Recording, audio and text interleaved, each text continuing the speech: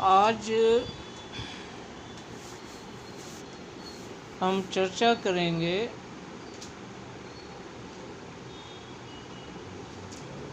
मनुष्य जीवन के उद्देश्य पर।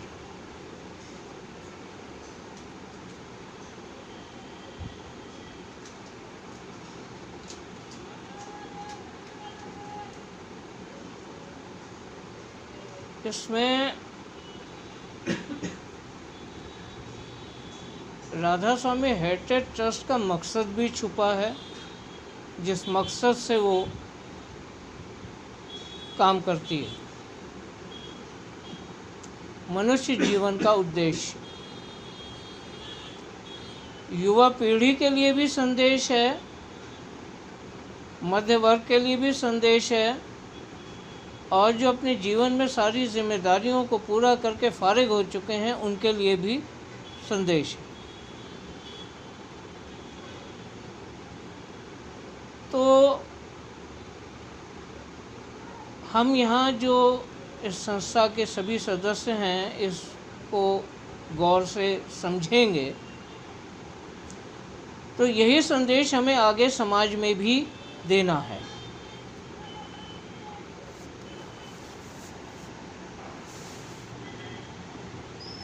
आज के समय में कुछ खो सा गया है, कुछ है जो खो गया है और हम समझ नहीं पा रहे कि वो क्या है जो हमसे खो गया है।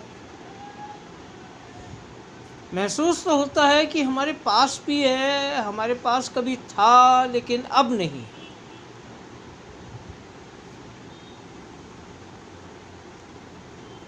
सो क्या खो गया है हम समझ ही नहीं पाते।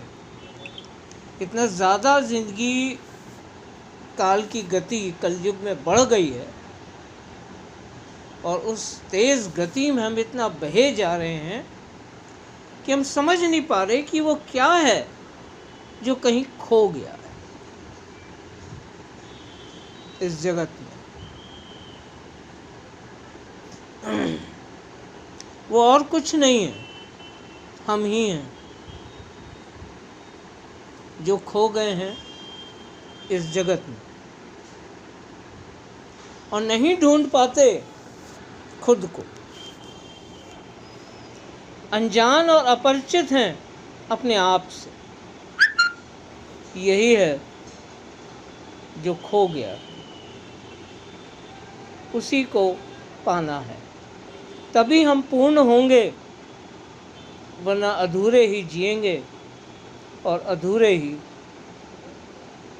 चले जाएंगे।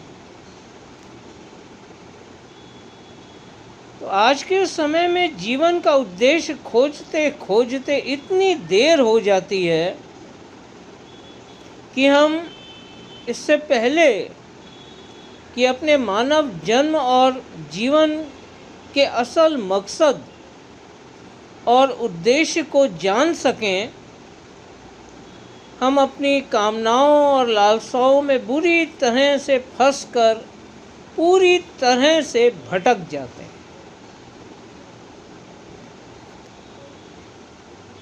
आज की युवा पीढ़ी से अगर पूछा जाए कि भाई इस जीवन और जीने का उद्देश्य क्या है, मकसद क्या है इस जीवन का, तो यही उत्तर मिलता है कि अच्छी नौकरी, गाड़ी, बंगला, बिजनेस, मान सम्मान और मनपसंद जीवन साथी।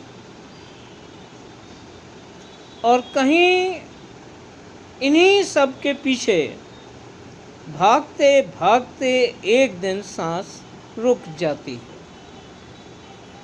और जीवन समाप्त हो जाता है।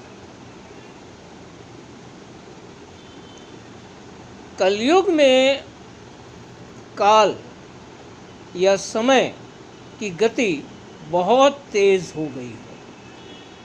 जैसे जैसे युग परिवर्तन होते जाते हैं, काल की गति बहुत तेज और तेज होती चली जाती है और अंततः विस्फोट प्रलय।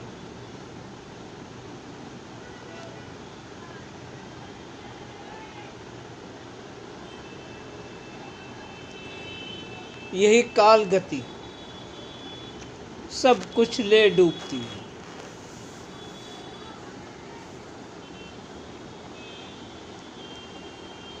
और लगातार होती जा रही है। हम एक ऐसी ढलान में फिसल रहे हैं जिसका अंत एक अंधेरे गहरे गड्ढे में होता है।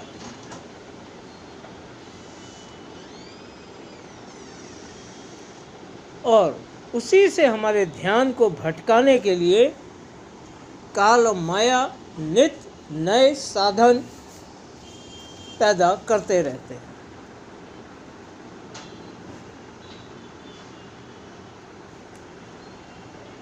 बहुत जल्दी ही इस कलयुग में, बहुत जल्दी ही, क्योंकि आयु भी बहुत कम है, कम उम्र में ही देखा कि 35 से 40 तक की आयु में लोग सुख सुविधा और साधन इकट्ठा कर लेते हैं।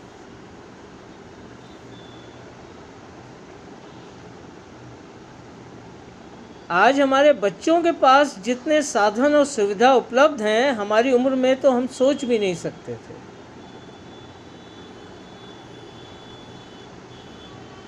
इस तरह जल्दी ही अपने मकसद को हासिल कर लेने के बाद एक तरह का खालीपन आज के जीवन का हिस्सा बनता जा रहा है। बहुत जल्दी कम उम्र में ही बहुत तरक्की और हासिल कर लेते हैं, तो फिर आगे के जीवन में एक खालीपन आज के जीवन का हिस्सा बनता जा रहा है। यही कारण है कि आज की युवा पीढ़ी एक अलग ही तरह की निराशा या डिप्रेशन का शिकार लगातार होती चली जा रही है। सारी दुनिया का यही हाल है, खाली अपने देश की बात नहीं कर रहा, सारी दुनिया में यही हाल है। परिणाम यही है कि आज युवा पीढ़ी सेल्फ एनालिसिस या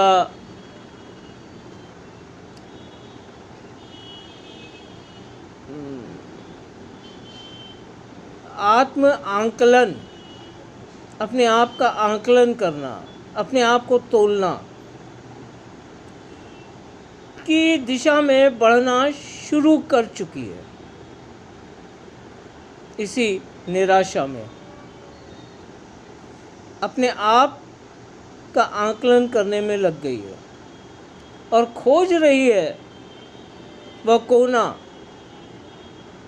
अपना, भीड़ से दूर, जहाँ पा सके वह अपने ही भीतर कहीं शांति। ये आज का एक चलन है कि मल्टीनेशनल कंपनीज़ में जॉब मिल रही हैं, लैपटॉप हाथ में है, वर्क फ्रॉम होम है,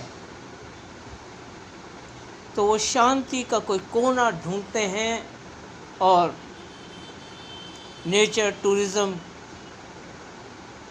में कहीं हॉस्टल्स में कमरे लेके अकेले रहकर अपना काम भी करते हैं और उस शांति को पाना चाहते हैं, शहरों से दूर भाग रहे।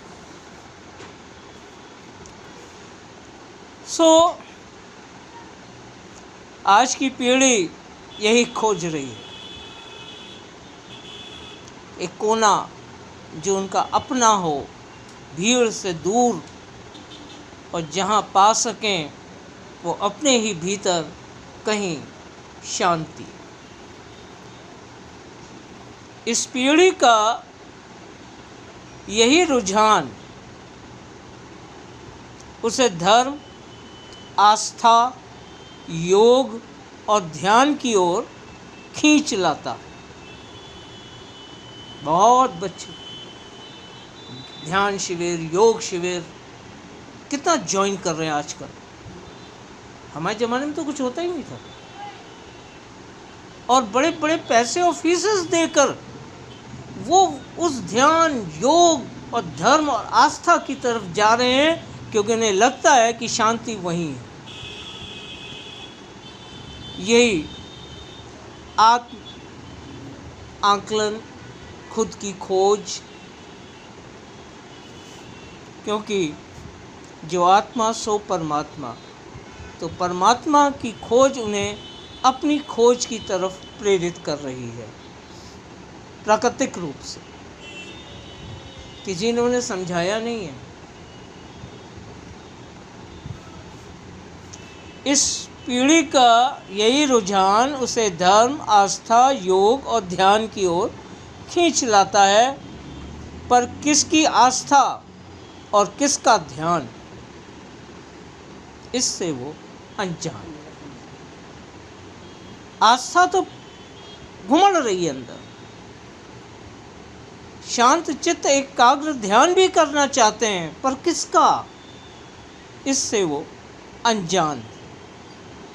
यही उलझन उसे शहर की विलासिता से दूर जंगल और पहाड़ों या दरिया के किनारों तक ले जाती है। राइडर्स क्लब बन गए हैं, मोटरसाइकिल उठाई या जंगल पहाड़ भटकते फिर रहे हैं। आज की युवा पीढ़ी कैंपिंग कर रही है। इस सब के पीछे वही खोज है, शांति। मेरा बेटा, पापा मुझे जाना है। कहाँ जाना है? पहाड़ों पे जाना है। अरे किस पहाड़ पे जाना है? इतना बड़ा हिमालय है भाई, कश्मीर से लेकर अरुणाचल तक, कहाँ जाना है उसे नहीं मालूम। क्या करोगे, कैसे जाओगे? आजकल वो मोटरसाइकिल्स मिल जाती हैं हर जगह रेंट पे, और मैं अपना टेंट लूँगा और जहाँ दिल करेगा वहाँ अपना टेंट गाड़ के रुकूँ। ये क्या सोच है? वो भी क्या चाह रहा है? शांति। ये आजकल का ट्रेंड बनता जा रहा है युवा पीढ़ी के अंदर।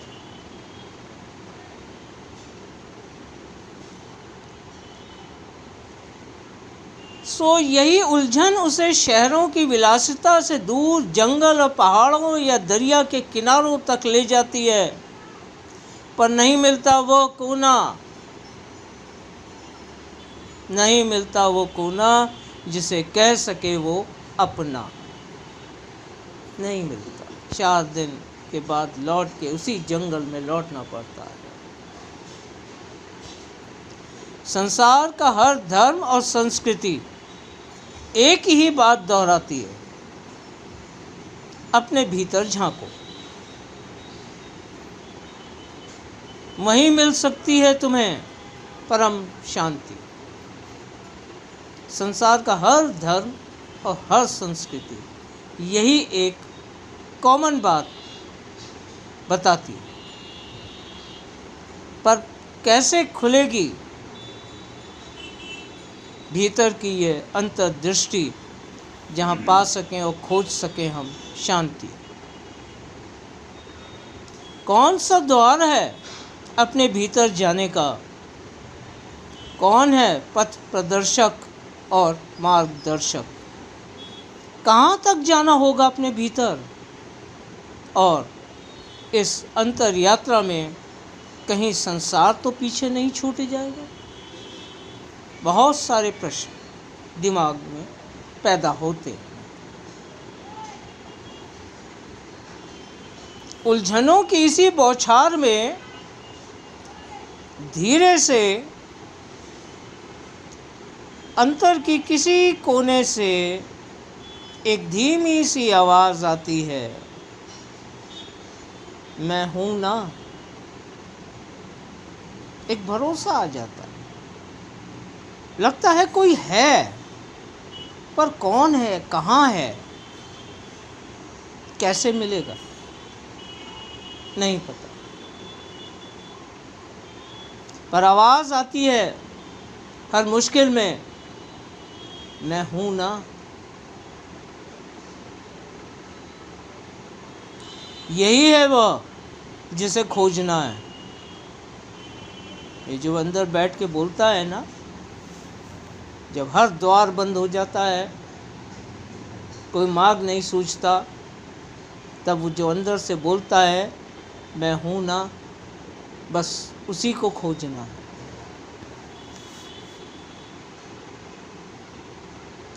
अपने ही भीतर कहीं, यही लक्ष्य है अंतर यात्रा का। स्वयं में स्वयं की खोज।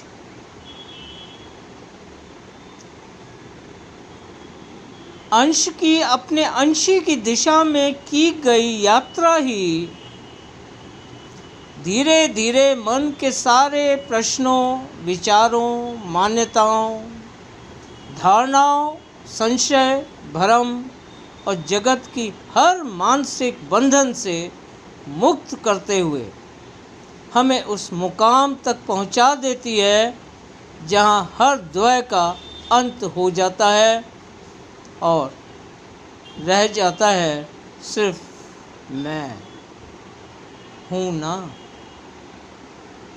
बस वहीं ये यात्रा पूरी होती है।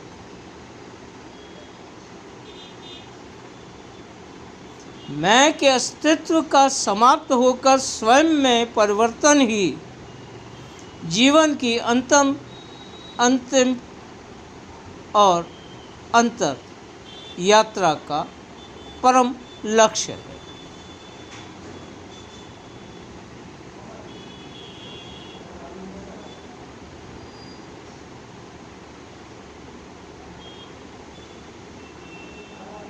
यहाँ बात थोड़ी सी स्पष्ट करना पड़ी। खोज की थी उसकी जो धीरे से कहता है मैं हूं ना।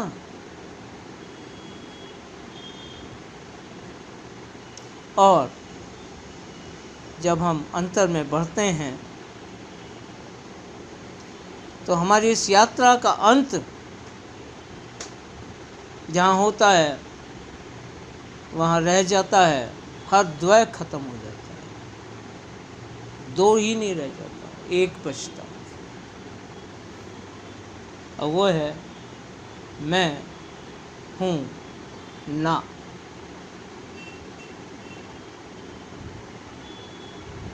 मैं समाप्त हो जाता, मैं ही समाप्त हो जाता है। मैं हूं ना का अर्थ ही बदल जाता है। तो क्या बचता? इस मैं के अस्तित्व का समाप्त होकर स्वयं में परिवर्तन हो जाता है।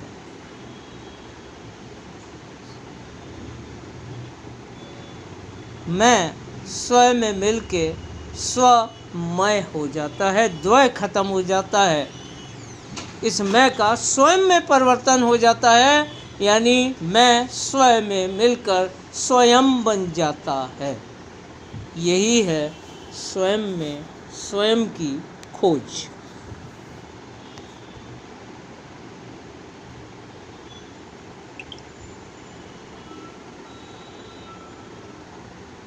और जीवन की अंतर यात्रा का परम लक्ष्य।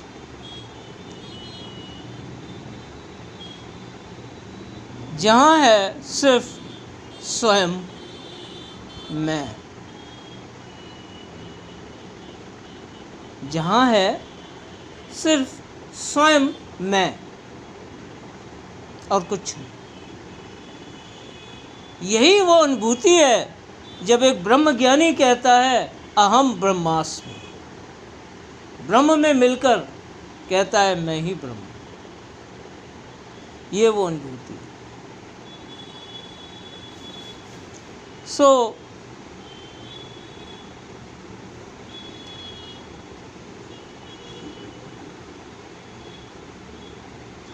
स्वयं में स्वयं के अस्तित्व और व्यक्तित्व के साथ विराजमान मैं, स्वयं में स्वयं के अस्तित्व और व्यक्तित्व के साथ मौजूद विराजमान मैं।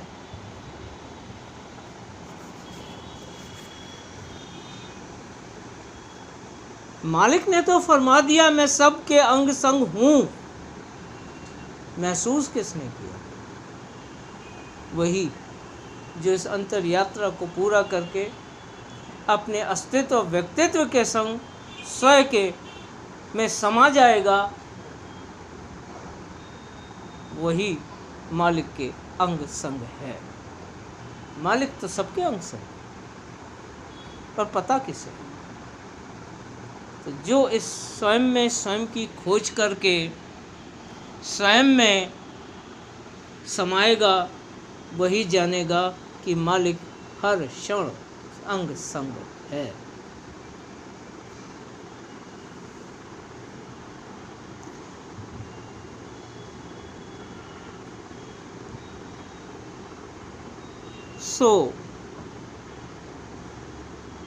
स्वयं में स्वयं के अस्तित्व और व्यक्तित्व के साथ विराजमान परम शांत, परम सौम्य और परम आनंद, यही हूँ मैं। और तुम मुझ में। सो कहा है, मोह को कहाँ ढूंढे रे बंदे, मैं तो तेरी जात में। मालिक कहता है मुझे कहाँ ढूंढते, मैं तो तेरी जात में, यानी तू है तो मुझसे है, मैं तुझ में और तू मुझ में है। ये है मैं तो तेरी जात में। हमारी अंतर यात्रा ही हमें हमारे जन्म और जीवन के परम लक्ष्य और मकसद तक पहुंचा सकती है, जहां पहुंचकर जीव की हर जिज्ञासा और उत्कंठा शांत हो जाती है। यानी एक जिज्ञासा, जानने की इच्छा और हर उलझन मन की शांत हो। यही हूँ मैं, तुम और हम सब। यही हमारा आंतरिक ढांचा है। यदि आपकी आयु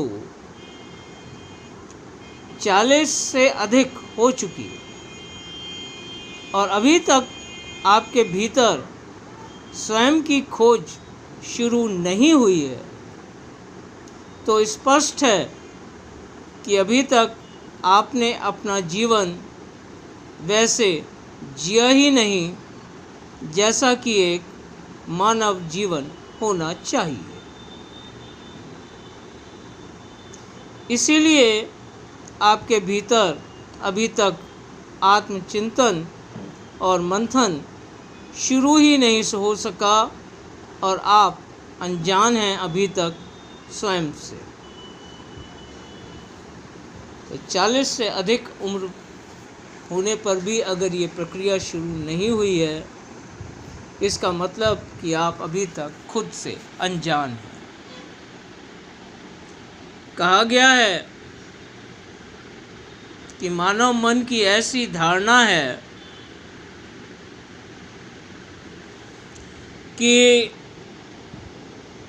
वे जन बड़े भाग्यशाली, बड़भागी होते हैं जिन्हें उनका इष्ट, चाहे आप उसे किसी भी रूप में जानते और मानते हो, इष्ट जिसको हम कहते हैं तू है ना, जो हमारे अंदर से बोलता है मैं हूँ ना, और हम कहते हैं तू है ना, यही अपने इष्ट को स्वीकार करना है। तो बड़े भाग्यशाली होते हैं जिन्हें उनका इष्ट चाहे आप उसे किसी भी रूप में जानते और मानते हों, जब आपको अंतर में अपनी ओर बुलाता है और आप अपने भीतर एक आध्यात्मिक प्रेरणा और खिंचाव अनुभव करते हैं। ये बड़े भाग्य की बात है। तब यही आपका आराध्य स्वयं को गुरु रूप में आपको अपनी पहचान देता है। यहीं से आपके भीतर आराधना का भाव पैदा होने लगता है।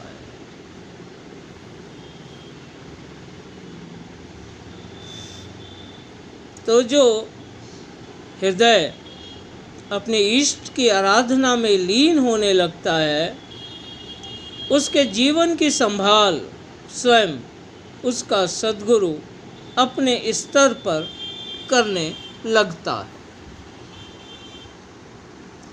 तो जो भी उसके इष्ट का स्तर होता है, उसी स्तर का चैतन्य और चेतना,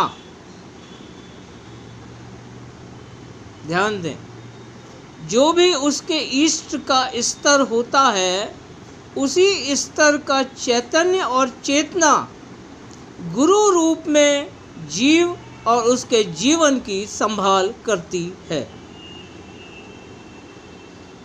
किसी का इष्ट राम है, किसी का कृष्ण है, किसी का शंकर है, किसी का हनुमान है, और एक सत्संगी का इष्ट सत्पुरुष राधा स्वामी दयाल है।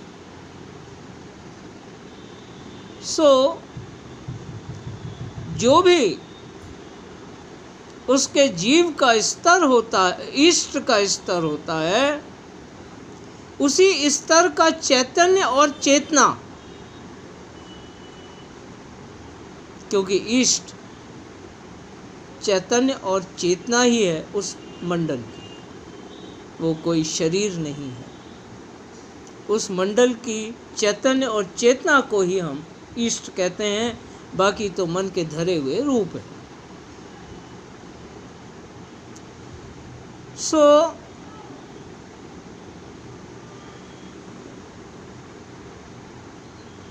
उसी स्तर का चैतन्य और चेतना गुरु रूप में जीव और उसके जीवन की संभाल करती है। इस तरह जीव उस स्तर तक अवश्य ही लाभान्वित होता है जो कि उसके इष्ट का स्तर होता है। उस स्तर की चेतना उसमें जरूर जागती है।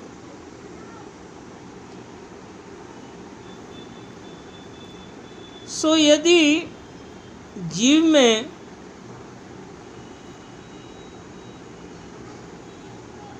जीवन में कभी ऐसा लगे कि अब आगे कोई रास्ता दिखाई नहीं दे रहा, या जीवन में अब कुछ करने को नहीं बचा, सब कुछ तो मैं कर चुका, तो बेहतर है स्वयं में स्वयं की खोज करना। आफ्टर रिटायरमेंट सब हो गया, काम धंधा कर लिया, शादी वादी कर ली, बच्चे पैदा हो गए, बच्चों को बड़ा कर दिया, उनकी शादी वादी कर दी, नाउ आई एम रिटायर्ड। तो बेहतर है स्वयं में स्वयं की खोज करना, अपने इष्ट की दिशा में प्रेम पूर्ण और विश्वास की दृढ़ता के साथ बढ़ता कदम ही हमारा सच्चा साथी है। हम अकेले नहीं हैं, हमारा इष्ट हमारे अंग संग है। तो हर बढ़ता कदम ही हमारा सच्चा साथी है। आपको बस अंतर में बढ़ते जाना है, अपने ही भीतर की गहराइयों में। तब आपके जीवन की सभी कार्रवाइयाँ और उनका संचालन स्वतः ही होने लगता है। स्वतः का मतलब अपने आप नहीं। हम संसारी बुद्धि से सोचते हैं तो समझते हैं स्वतः कोई कार्रवाई हो रही है, नहीं, अपने आप हो रही है। अपने आप नहीं हो रही। ये आपकी आस्था और आराधना का फल है। जब आप स्वयं में स्वयं की खोज करते हैं और स्वयं की दिशा में बढ़ते हैं तो हर बढ़ता कदम आपका साथी है और स्वयं आपके नज़दीक है। स्वयं का अर्थ ही है स्वमय।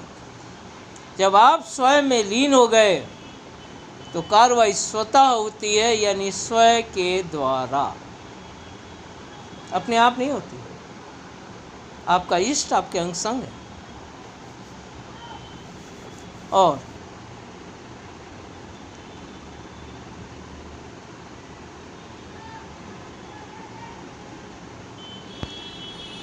वही चैतन्य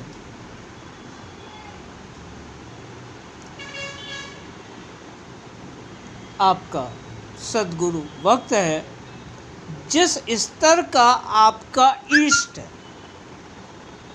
ये बात गौर करने वाली। जाकी रही भावना जैसी, हरि मूरत देखी तिन वैसी। जो आपका इष्ट है वो चैतन्य आपको, आप देह में हैं, जीवन में हैं, आयु में हैं, जगत के बंधनों और विधि के विधान से बंधे हुए हैं, वो आपको वही दे सकता है जिसका जन्म हो, जिसकी आयु हो, जो विधि के विधान के अनुसार इस जगत में जीवन यापन कर रहा है। वहाँ से बिजली नहीं कड़केगी। आपके गुरु का वही स्तर है जिस स्तर का आपका इष्ट है, और उसी चेतना से आपके जीवन की कार्रवाइयाँ संचालित होने लगती हैं और कार्रवाइयाँ स्वतः होने लगती हैं। यानी आपके अंदर वही प्रेरणा आपके गुरु के द्वारा पैदा होगी जो आपकी कार्रवाइयों को उचित दिशा में ले जाएगी, और आपके द्वारा वो कर्म होने लगेंगे जिनसे आपको उचित फल प्राप्त होगा। जादू नहीं होगा। और इस तरह से कार्रवाई स्वतः होने लगती है और जीवन की संभाल होती है। फिर अगर जीवन में लगने लगे कि सब कुछ तो हो गया और जो चाहा था सब मिल गया, और अब इससे आगे बढ़कर कुछ करने को नहीं बचा,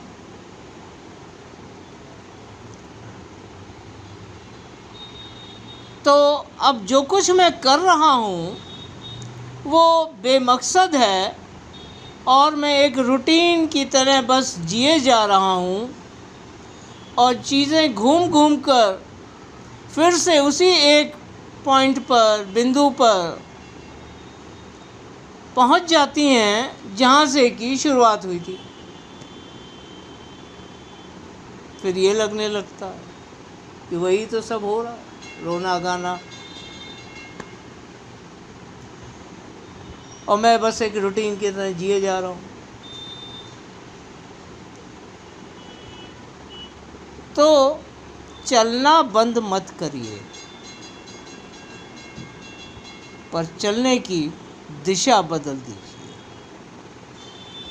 चलना बंद मत करिए, चलने की दिशा बदल दीजिए। संसार में तो सभी भाग और भटक रहे हैं, सभी दौड़ रहे हैं, भाग रहे हैं और भटक रहे हैं, पर आपके लिए अंतर के अंतर्गत मार्ग खोजने का यही सही और उचित समय है। हर मार्ग के अंत में नए नए मार्ग खुलते जाएंगे। अंतर में चलना शुरू कर दीजिए। जिस मार्ग पे चल रहे हैं उसमें नए नए मार्ग खुलते चले जाएंगे और हर मुकाम और मंडल पीछे छूटता जाएगा।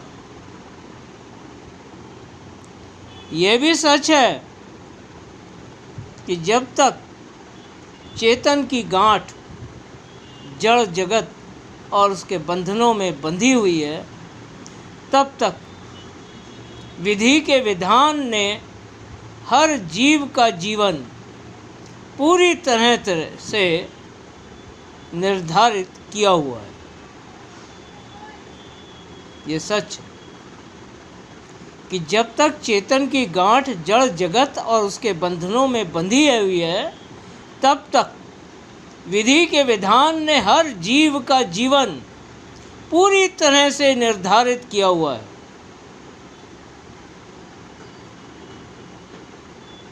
हुई है वही जो राम रचि राखा, को करी तर्क बढ़ावे शाखा।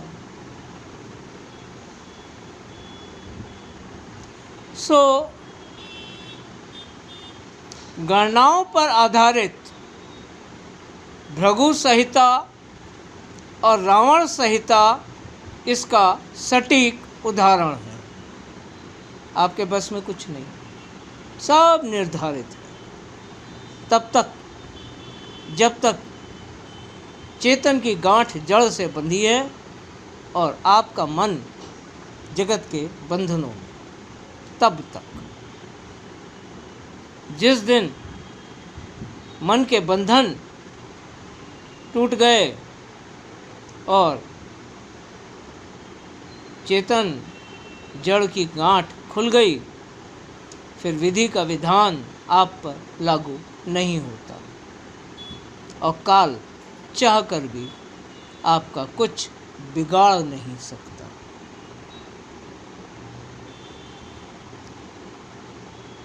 तो ये जो भृगु संहिता और रावण संहिता है, इसमें हर जन्मे और अजन्मे जो पैदा हो गए हैं और जो अभी पैदा नहीं भी हुए हैं, तो जन्मे और अजन्मे व्यक्ति का अतीत, वर्तमान और भविष्य लिखा है।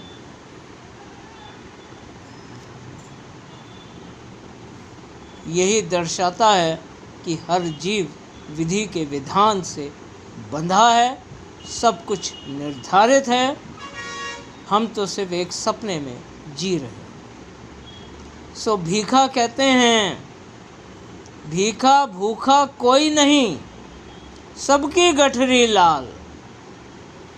यानी भूखा कोई नहीं है, सबकी गठरी में लाल बंधे हुए हैं। गिरह खोल जानत नहीं, तासे भय कंगाल। गठरी में तो लाल बंधे हैं, पर गांठ खोलनी नहीं आती, इसलिए कंगाल हुए पड़े हैं। बस कोई चाहिए जो जड़ चेतन की गांठ को खोलना सिखा सके और जन्म जन्म से बंधी इस गांठ को खुलवाकर चेतन की संभाल करते हुए घट भीतर के पट खोल कर और सूरत को निज घर की राह पर बढ़ाते हुए वापस निज घर पहुंचा सके।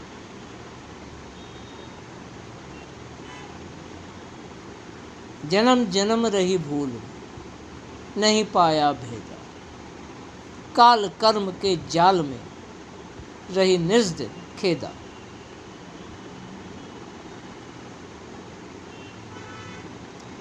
सो जिन खोजा तिन पाइया।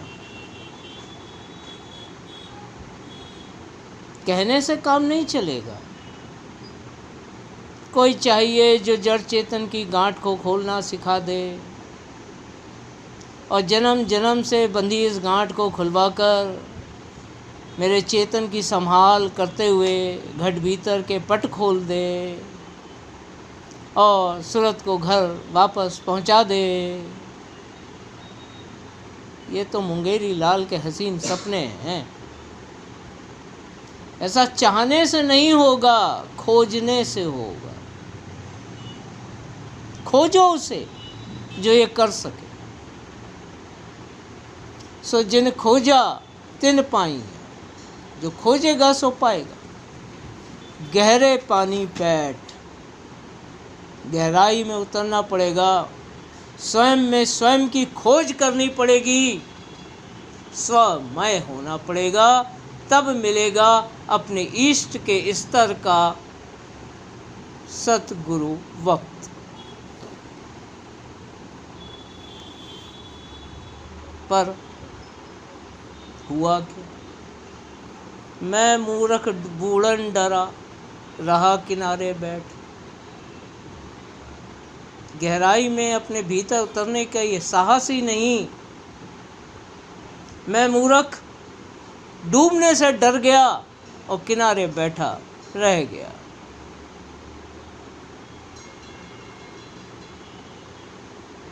सो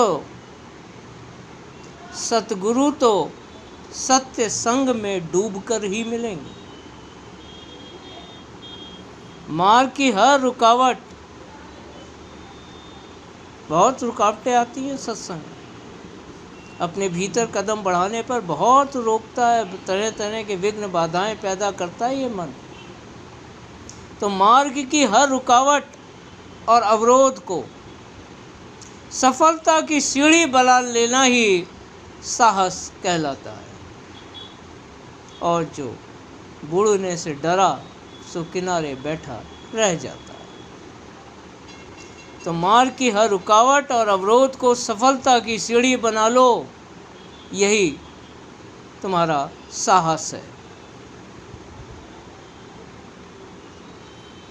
कुछ तो है जो आप में है और औरों से अलग है।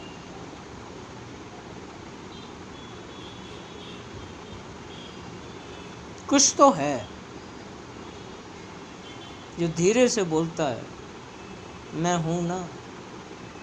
तो कुछ तो है जो आप में है और औरों से अलग है, उनसे अलग है जो डूबने के डर से किनारे बैठे रह गए। यही है वो जो सदा आपके साथ है और रहता है, अंग संग। सो खोजो स्वयं को, स्वयं में मालिक मिल जाएगा।